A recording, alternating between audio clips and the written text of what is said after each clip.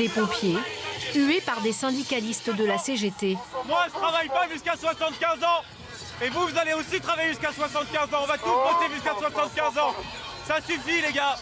C'est nos retraites qui s'éteignent, là. C'est tous nos droits qui partent. C'est tous nos droits. Ici, les pompiers poursuivent leur intervention sans réagir.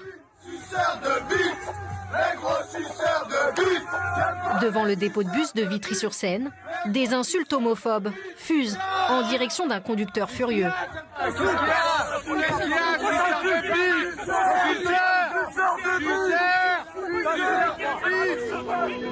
Pour ce 8e jour de grève, le soutien des Français au mouvement commence à fléchir.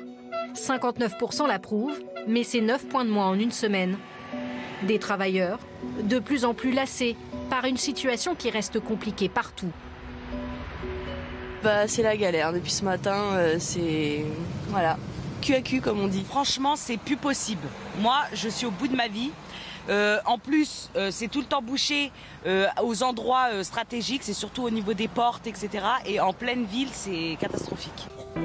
Dans les transports, ce sont des heures d'attente. Certains préfèrent en rire. À Châtelet, le groupe vit bien, ça fait plaisir. Mais pour la grande majorité des usagers, c'est l'exaspération. Tous les rendez-vous sont annulés. On ne peut pas aller au rendez-vous, on ne peut pas aller au travail, rien, il n'y a pas de train, il n'y a pas de métro, pas de bus.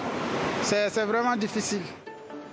Ces voyageurs sont déjà prévenus par le premier syndicat de la SNCF. Pas d'accalmie en vue pour les fêtes. La grève continue et nous sommes au regret, parce qu'on n'était pas parti comme ça, de constater que le gouvernement est droit dans ses bottes et que donc elle va durer longtemps. Donc pas de trêve pour Noël? Pas de trêve pour Noël, sauf si le gouvernement revient à la raison avant ça. En attendant, les blocages divers se multiplient. Ports de commerce, dépôts pétroliers, autoroutes, coupures de courant et même centres commerciaux comme ici à Nantes.